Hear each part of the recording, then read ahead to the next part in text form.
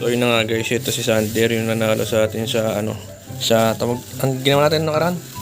Money Pogs. And Pogs Hunt, yun, hindi money hunt kasi nasa sa money hunt, ito Pogs Hunt. So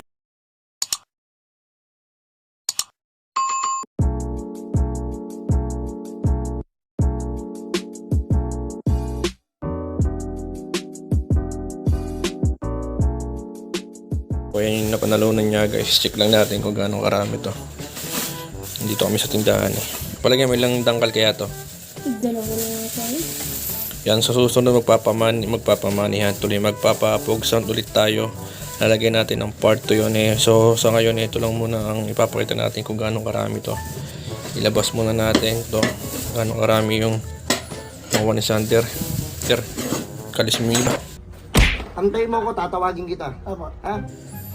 Diyan ka sa kabila, dito ka sa kabila. Tapos pagka natapos mo na yung sayo, ipantay mo dito. Tama nga hula mo. Sa mga okay na to. Ito okay na to. Yung sayo.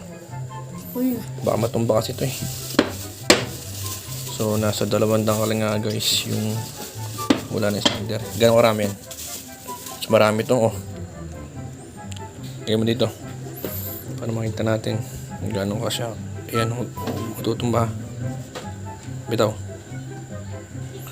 So ayan guys. Ayan yung napanalunan niya sa Pogs Hunt natin. 2 dangkal.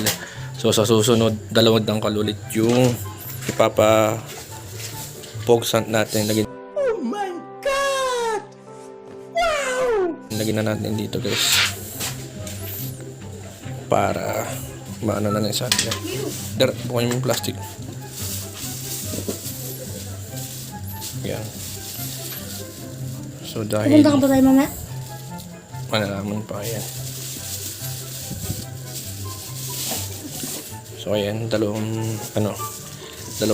dangkal lang yung nakuha niya sa Pogs Hunt. So 2 dangkal lang ulit yung ipapa-Pogs Hunt natin sa next vlog. So sa ngayon ay ito lang muna yung gagawin natin for today's vlog.